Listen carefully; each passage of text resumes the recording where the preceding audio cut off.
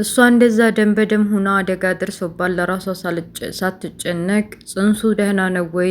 ምን ላይ ነው? ልጄ ደህና ነው ወይ ብላ ዶክተሩን ጠየቀችው። ያፌት ተብዬው ከዚህ በፊት ተከታትሎ ከኋላዋ የዲኤንኤ ምርመራውን ያፌትና ናታ ወንድማማቾች የሚያደርገውን የዲኤንኤ ምርመራ ቀይሮባት ነበረ። ወይዘሮ ትዝታ በቃ ልጇ እንዳወቀችባት ሳታቅ ልጇ ለምን እንደዚህ እንደሆነች ግራ ስለገባት ወንድሟን እንዲቆጣ ብትጠይቀውም እኔ ያገባኝም ብሎ መልሶላታል።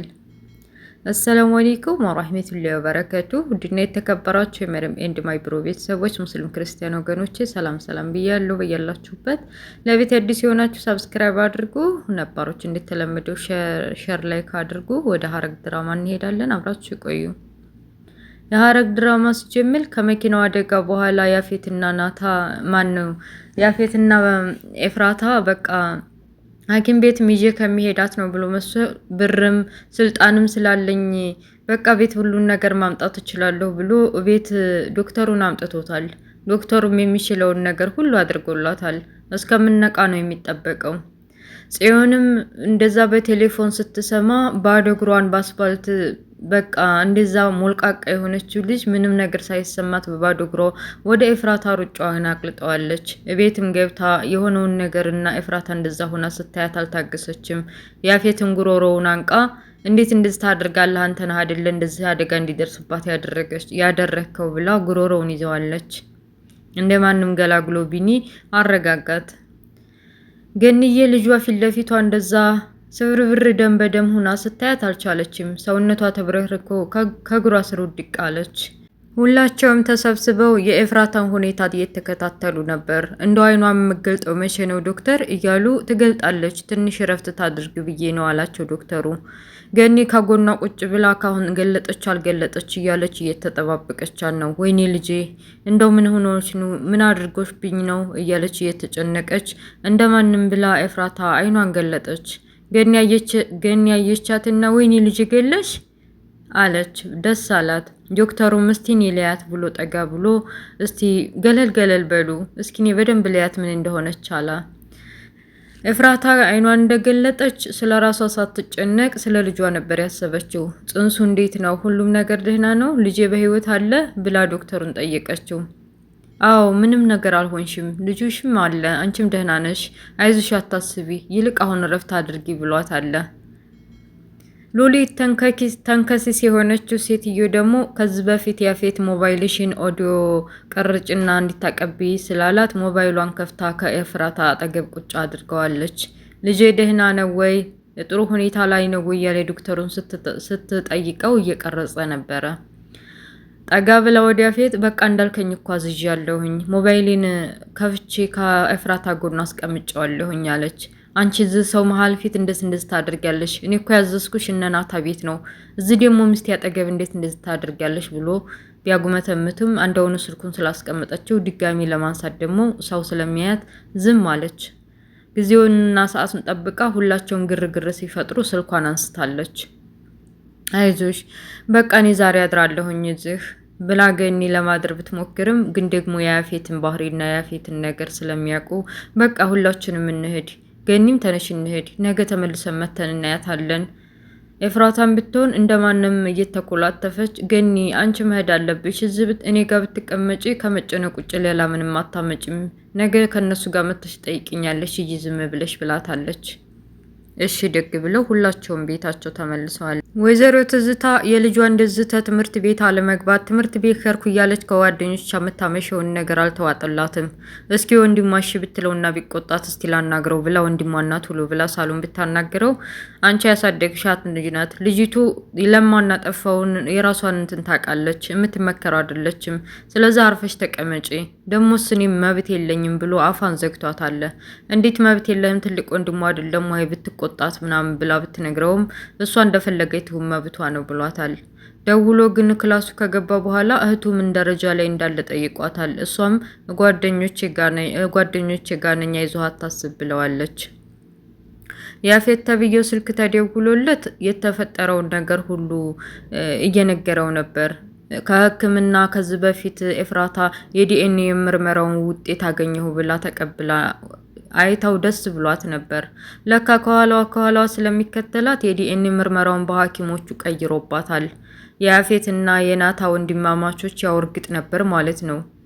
እና ስለቀየረባት ደስ ብሏታል። ተመካከላቸው የቀየረችው ዶክተር ለያፌት ስልኩ ደውላ በቃ አለቃ ኤፍራታን የሚያክማት ሰውዬ ሁሉን ነገር አውቋል፣ ካሜራ ሁሉን ነገር አይቶታል፣ እንዴት እንደቀየር ነው የዲኤን ምርመራውን። ስለዛ አሁን ለፖሊስ ምን ሊናገር ሄዷል፣ የተፈጠረውን ነገር ሁሉ ደግሞ ለናታ ሊናገር ሄዷል ብላ ስትነግረው ከፖሊሶች መካከል እንደገና ደግሞ ስልኩንም ስለጠለፈው የሚያወሩትንም ነገር ስለሚሰማ በቃ አንቺ አትጨነቂ፣ እኔ የሆነ ነገር ማድረግ አለብኝ ብሎ ስልኩን ለጠለፈው ሰውየውና የመኪና ታርጋ ቁጥሩን ከሰጠው በኋላ ያለበትን ሎኬሽን እንዲልክለት አዟል። ያፌት ተብየው እንዳለው ሚያ ሰውዬ በቃ በጎግል ተጠቅሞ ሎኬሽኑ ያለበትን ቦታ ነግሮታል።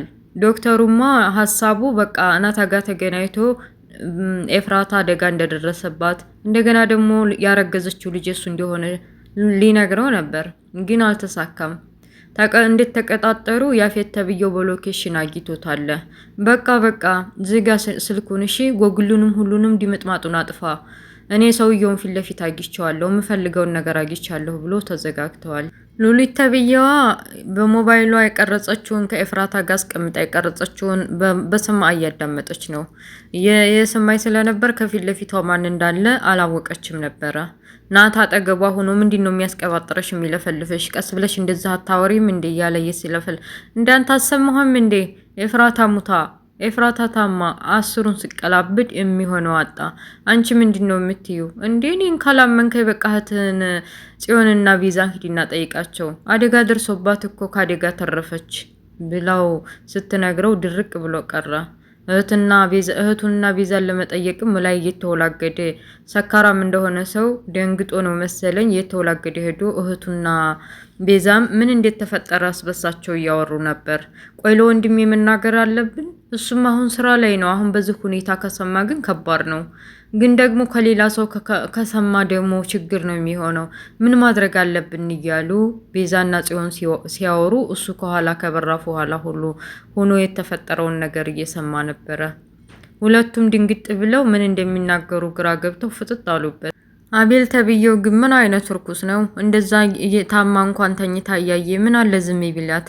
ለእሷ ዛይ በሚመስል መልኩ ምግብ አብስሎ ለገዛ ሆዱ ነው ለካ። እንቺ ቢላትም አልበላም አልፈልግም ብለዋለች ኤፍራታ። እኔ ምልሽ ለምን ለኔ አታግዥልኝም? ቅድም እኮ ቢኒያምና ጽዮንን ባንዲ ሳያቸው መታገስ አላቃተኝም። ውገው ነበር ያለኝ። አንተማ ስራህ ነው አለችው። እና ለምን ለኔ አትተባበርኝም ብሎ ሲጠይቃት አንተ መጠየቅና ለመጠየቅ የሚገባህን ነገር ሰዓት እንኳን አትመርጥም። ቆይ ሰው ሲሰለችህና ሰው እንደማይፈልግህ ለምንድን ነው የማታውቀው ብላ መልሳለታለች። ሉሊት ተብዬዋ በስልክ የቀዳችውን እያዳመጠች ነው። በሰማ አድርጋ የተፈጠረውን ነገር እንዴት እስከዛሬ ይሄ እውቀት አልመጣልኝም? እያንዳንዷን ነገር አዳምጥ ነበር እንደዚህ በየደቂቃው ስልኬን በየቦታው አስቀምጬ ቢሆን ብዙ መረጃ አገኝ ነበር እያለች እያዳመጠች ነው። በተለይ ደግሞ ኤፍራታ ጋር ስላረገችው ሞባይሏን ኤፍራታ ልጄ እንዴት ነው ልጄ በህይወት አለው የሚለውን ነገር ቀርጻታለች። እሱንም ነገር ሰምታ እንዴ ኤፍራታ አርግዛለች ማለት ነው፣ ነፍሰ ጡር ናት ማለት ነው፣ እንዴት አልሰማንም እያለች እያወራች ጸጣለች። እንግዲህ እሷም ስለዚህ ጉዳይ እያወራች ናታም ቢሆን የጽዮንንና የቤዛን የኤፍራታ አደጋ ደርሶባታል የሚለውን ወሬ አዳምጧቸው እውነቱን ለማወቅ እንዳፈጠጡ እና ያፌት ተብዬው ደግሞ ከዶክተሩ ጋር እየሄደ ዶክተሩ ሊገለ ይሁን ምን ሊያረገው ይሁን እንግዲህ ወደፊት የምናየው ይሆናል። ድራማው ሐረግ ድራማ እዚህ ላይ ነው ያበቃው። ስለነበረ ቆይታ አመሰግናለሁ። ለቤት አዲስ የሆናችሁ ሰብስክራይብ ማድረጋችሁን እንዳትረሱ። ነባሮች ደግሞ ላይክ ሼር አድርጉ። ኮሜንት አነባለሁ። ገንቢ የሆነ ኮሜንት አስቀምጡልኝ። ሰላም አለይኩም ወራህመቱላሂ ወበረካቱ። ባይ ባይ። ቻው ቤተሰብ።